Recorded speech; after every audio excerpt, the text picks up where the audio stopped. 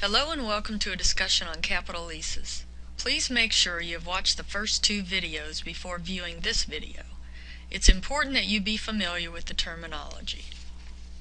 After viewing this video, you will be able to compute the payment amount, prepare the amortization schedule, record the four main transactions, and record the transaction that occurs at the end of the lease.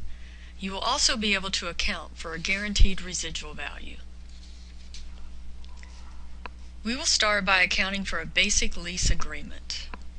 The leasee leases an asset with a cost and fair market value of $40,000 for 4 years. This makes the lease a direct financing lease. The asset has a useful life of 4 years, which makes this a capital lease because the lease term is greater than 75% of the useful life of the asset. The effective interest rate is 8%. There is no residual value. Payments are made once a year at the beginning of each year. The first thing that must be done is calculate the lease payment.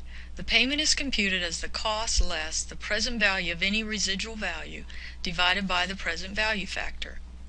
There are two present value tables. Annuity due is used when the payment is made at the beginning of the period. Ordinary annuity is used when the payment is made at the end of the period. The present value factor comes from the annuity due table because the payment is at the beginning of the year.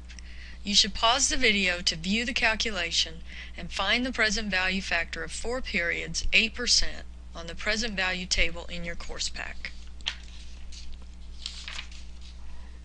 The lease payment covers both the cost of the asset and the cost of interest. Interest is incurred on the amount owed during the period. The amount owed changes and is reduced when payments are made. An amortization schedule is used to determine how much of the payment covers the principal or the cost of the asset, and how much of the payment is for interest. The amortization schedule has a column for the date and 5 other columns. Take a moment and review the column headings. The table begins with the cost of the asset. The lease payment is the same every period, the amount that we calculated. A payment made at the beginning of the year reduces the amount owed during the rest of the year. So the amount of $28,818 is owed during the year. The amount owed during the year is used to compute interest. The payment amount of $11,182 less interest of $23,005 is the amount of the payment that reduces the amount owed.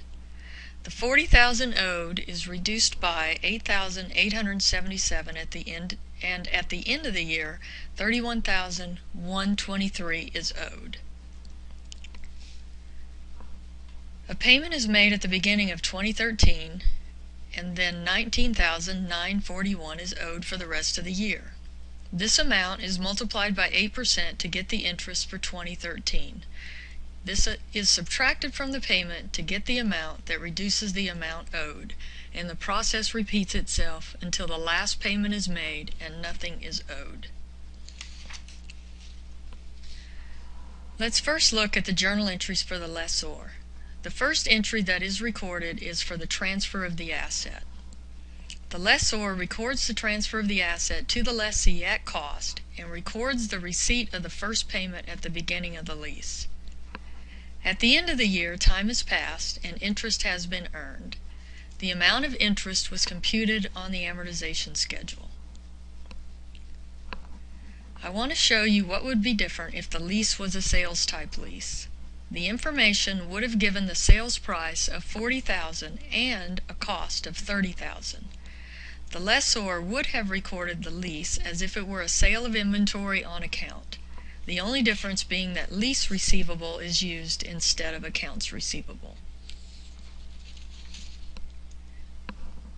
Let's look at the journal entries for the leasee.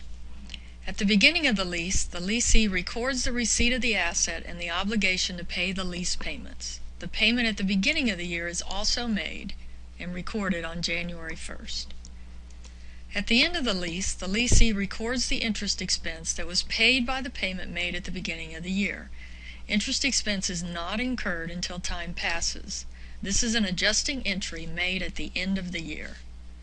The lessee has the asset on their balance sheet, and they must also record depreciation expense, the cost of using this asset. The amount is computed as the $40,000 cost divided by the 4-year life of the lease. The life of the lease is used because the lessee will give the asset back to the lessor at the end of the lease. Let's take the same example with an asset cost of $40,000 and a 4-year 8% lease, and add a guaranteed residual value or a bargain purchase option. A guaranteed residual value or a bargain purchase option are things that will be settled at the end of the lease. They would be paid twice if the payment was included the residual value or the bargain purchase option.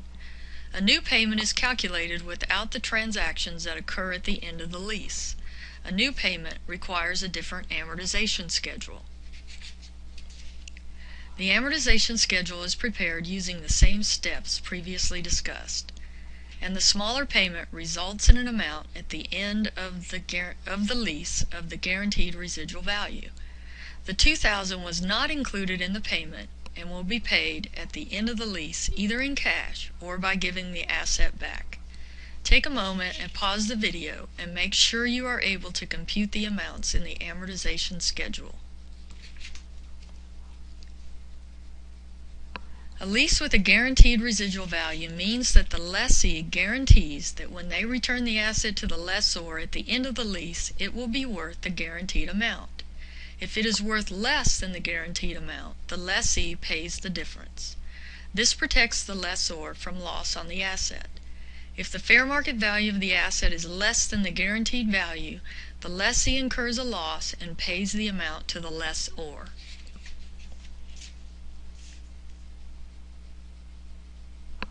Let's review the journal entries required at the end of the lease related to a guaranteed residual value.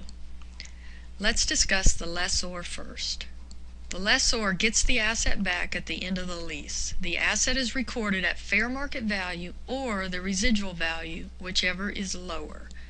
Getting the asset back removes the loss of the lease receivable, and this will always be the residual value. The lessor receives cash for the difference from the lessee because it was guaranteed. The lessee returns the asset and removes the cost of the asset and the accumulated depreciation from their accounts.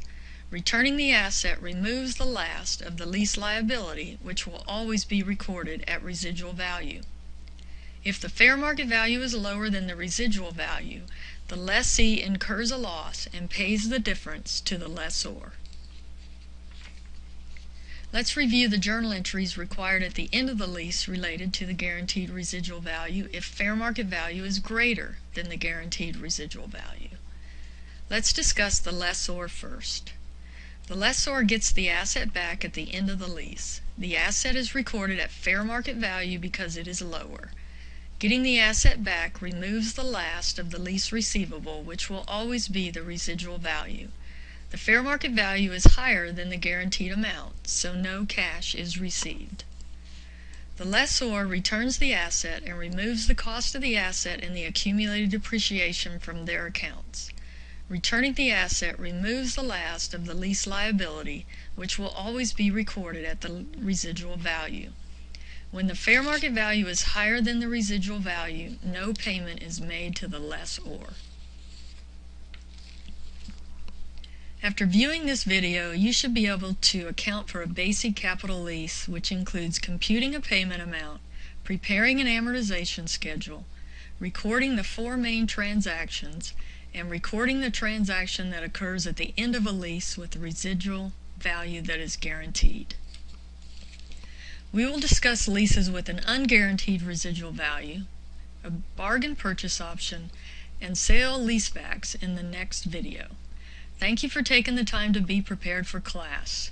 It is very much appreciated.